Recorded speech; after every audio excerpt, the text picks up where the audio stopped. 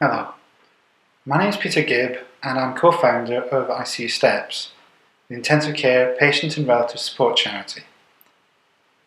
But as a former patient, I really can't begin to imagine how hard it is for our relatives at that time when we're being sedated, pain managed, fighting for our lives while being supported by the multidisciplinary team, and our relatives have to live from each moment to the next, not knowing whether we're going to survive or not, and if we do survive, what lies ahead for us. At this most difficult time, they really do need support, and they also need to be involved in our care where they can be, to try and normalise that relationship as we start to come back to a more normal state of affairs. But our relatives also play an important part in the general ward. Given the many psychological, cognitive issues that patients can face in the recovery, who's better placed to be able to tell whether the patient is acting normally or not? That's something our relatives can really do, and sadly are often sidelined by doctors on rounds. And then of course, when we get discharged home, our relatives are going to really be our primary care providers. They're the ones that provide that continuity of care through the whole journey. Bueno, yo creo que en los últimos 20 años el desarrollo de la medicina intensiva ha sido espectacular en cuanto a tecnología y gracias a esto se han salvado muchas vidas y esto es así. Pero muchas veces estamos haciendo de menos el hecho de que todas estas tecnologías son pruebas complementarias que soportan nuestros tratamientos. Y hay un sentir y un latir universal y general de que esto no es sostenible en el tiempo y que tenemos que volver al ser humano. Today, intensive care cannot be defined anymore by cutting-edge technology and adequately trained personnel. It's essential that we add the word care to the word cure and that we make our ICUs more patient-centered and family-friendly.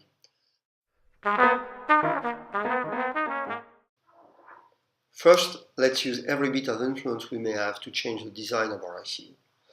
It's more than time to move to single rooms where a patient can have some rest and enjoy some privacy when they are so sick. The other thing we may change is the environment, making sure that we can reduce the noise, think about the light, the atmosphere, try to make sure that the patient and families really have a place and the opportunity to interact. This is not so difficult to do. Attitude has to change. Attitude towards pain, anxiety, sedation, mobilization, patient visiting times, information. The last thing that needs to change is the language. We need to improve our ability to communicate with patients and their relatives.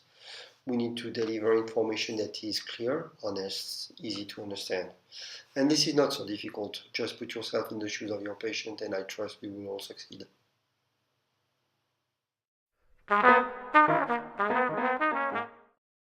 If we humanize intensive care, we better understand who our patients are as persons. We will be guided through their preferences and values, and our teams will be best placed to care for them and offer them the opportunities of meaningful second lives. Those second lives should really be our top priorities.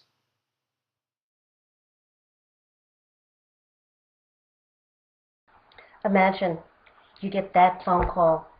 You know, the one that nobody ever expects to get. The one that tells you that somebody that you love has been involved in a serious accident, that they're in ICU, in critical condition and on life support.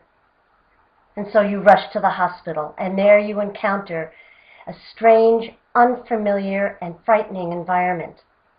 Your loved one is hooked to tubes and machines that are beeping and expressing numbers, and you don't know what any of it means.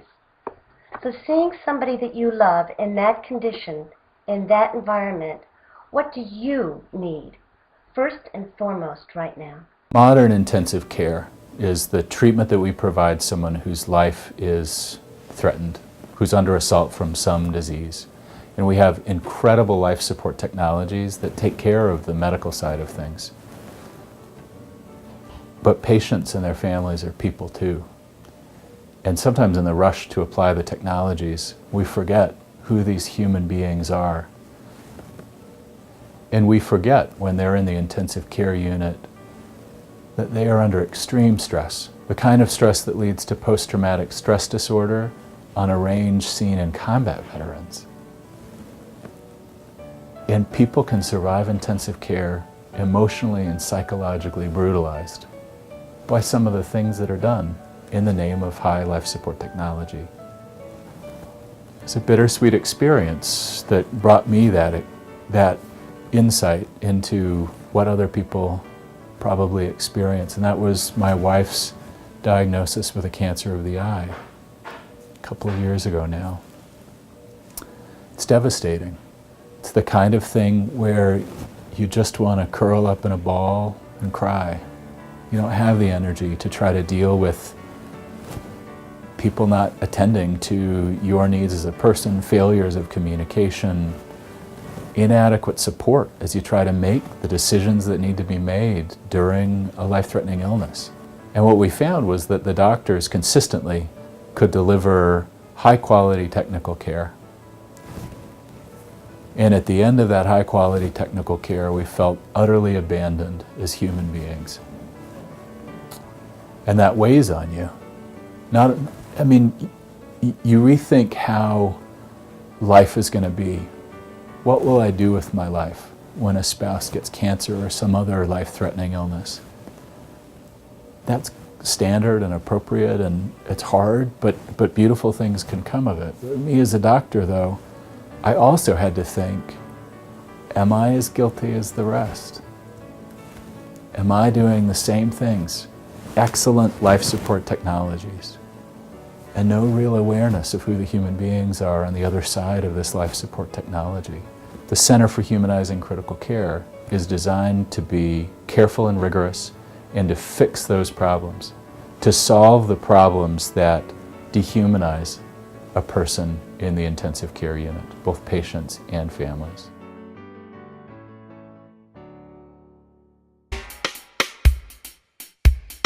Why are health professionals feeling so discouraged? Why are there such high rates of burnout? I think the reason behind this is that healthcare has become dehumanized. There was a time when we could only examine the outside of a patient and we had to treat the whole person. And now with advances in medical technology, we're focusing on ever smaller and smaller parts of the human body.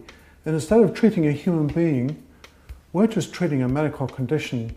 So for condition X, we need to give treatment Y. Another reason I think that healthcare has become dehumanized is that we don't really have a health system, we have a sickness system. So in our model of medicine, we focus almost exclusively on disease, on risk, on illness, and we don't focus on wellness or well-being or what resilience or strength the patient could bring. The consequence of that is that when we focus only on treating disease and not the person, is that the treatment becomes impersonal. The person we use, Susan Jones, becomes the breast abscess on Ward 6. We start to objectify patients. We also know that emotional and psychological health and positivity have a huge positive impact on physical health, so that patients who are optimistic and happy live much longer and have much healthier lives than those who are sad and depressed. So we need a really fundamental shift around, not just to treat physical illness and disease, but to treat the whole person in a holistic sense. And when health professionals connect to treating person as a whole person rather than just treating disease, then they find so much more joy and satisfaction in their work.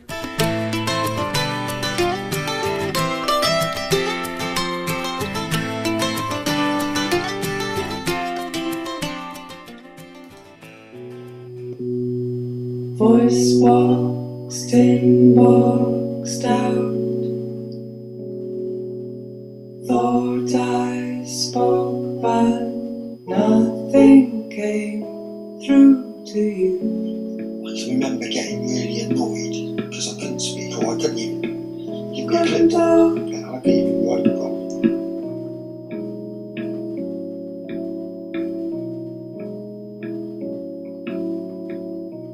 And I couldn't move. I was very, very swollen and I couldn't move anything. And I couldn't talk. And of course I couldn't talk. But although I couldn't talk, that was before I'd had my trachea fitted. So why I couldn't talk, I don't know. I tried to talk to people